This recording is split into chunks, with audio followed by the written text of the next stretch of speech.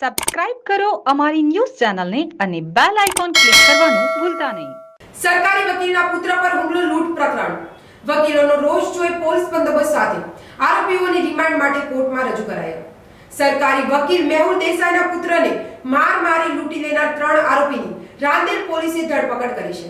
આજે કોર્ટમાં રિમાન્ડ માટે 3 આરોપીને રજૂ કરવા પહેલા પોલીસ સ્ટેશનથી લઈ કોર્ટમાં ચાપતો પોલીસ બંદોબસ્ત ગોઠવી દેવામાં આવ્યો હતો, જેથી આરોપીઓ વકીલોની નારાજગીનો ભોગ ન બની શકે.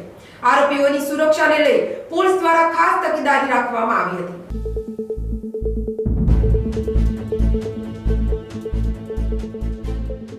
જમના ન્યૂઝ સુરત.